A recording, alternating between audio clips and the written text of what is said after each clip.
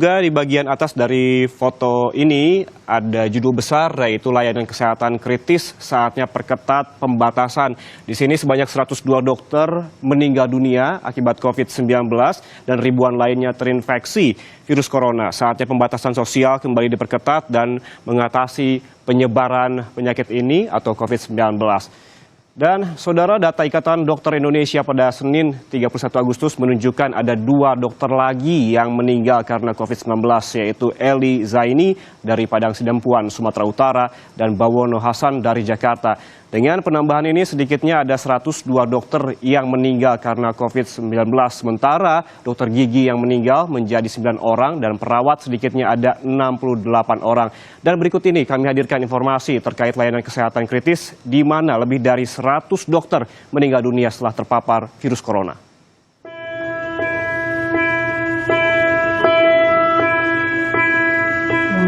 Perang melawan COVID-19 di tanah air masih jauh dari usai. Jumlah tenaga kesehatan yang menjadi korban justru bertambah.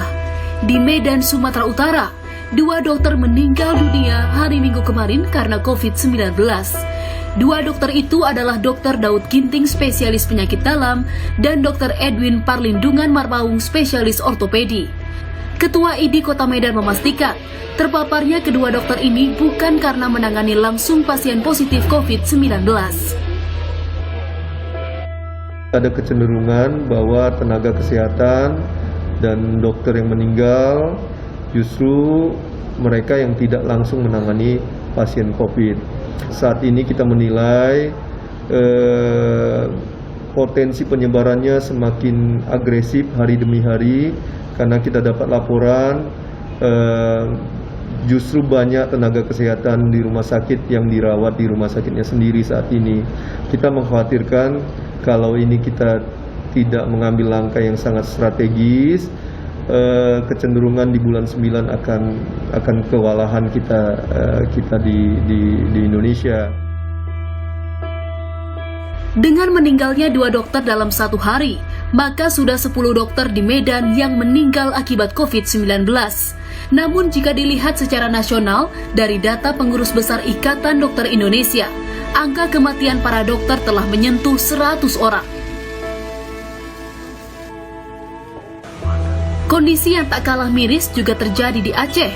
Dalam 2 pekan terakhir, ada 200 tenaga kesehatan di seluruh Aceh yang terinfeksi COVID-19. ID wilayah Aceh menyatakan, tenaga kesehatan yang tertular COVID-19 terdiri dari dokter, perawat, bidan, dan tenaga laboratorium. 40 orang tenaga kesehatan dalam perawatan, 1 orang dirawat di ICU, sementara sisanya menjalani isolasi mandiri karena tidak mengalami gejala. Mencapai 200-an orang lebih yang kemudian terkonfirmasi positif, dan setengah diantaranya adalah dokter.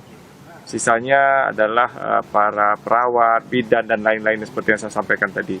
Tentu saja tidak semua dari mereka dalam kondisi berat, bahkan kebanyakan adalah orang yang tanpa gejala atau asimptomatis, kalau dulu kita sebut sebagai OTG, dan mereka sedang melaksanakan isolasi mandiri, bahkan sebagian besar sudah selesai dan sudah bekerja lagi.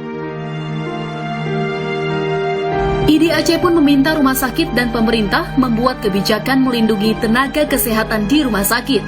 Pasalnya, meski kekurangan tenaga kesehatan, pelayanan kepada pasien harus tetap berlangsung.